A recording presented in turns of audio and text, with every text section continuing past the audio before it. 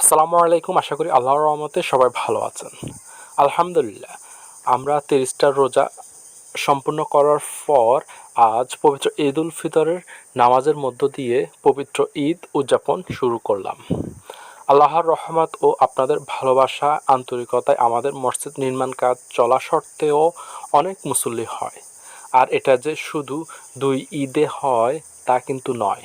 আমাদের এখানে 5 ওয়াক্ত নামাজ এবং জুমার নামাজেও ধর্মপ্রাণ মানুষ নামাজ আদায় করার জন্য আসে।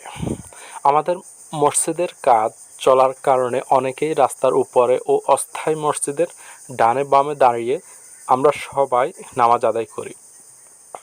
দীর্ঘ 1 মাস সিয়াম পালন করার পর আল্লাহর দেওয়া উপহার ঈদ উল ফিতর 2 রাকাত নামাজের মধ্য দিয়েই শুরু করলাম। আজকের এই আনন্দের দিনে আল্লাহ সবাইকে সুস্থ রাখবেন এই দোয়াই করি।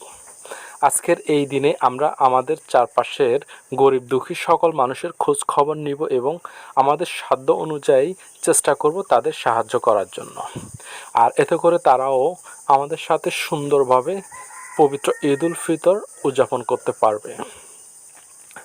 বিশেষ করে আনন্দ করার সাথে সাথে আমাদের খেয়াল রাখতে হবে 5 ওয়াক্ত ফরজ নামাজের কথা এবং আনন্দ করার পাশাপাশি নামাজ ঠিক রাখতে হবে।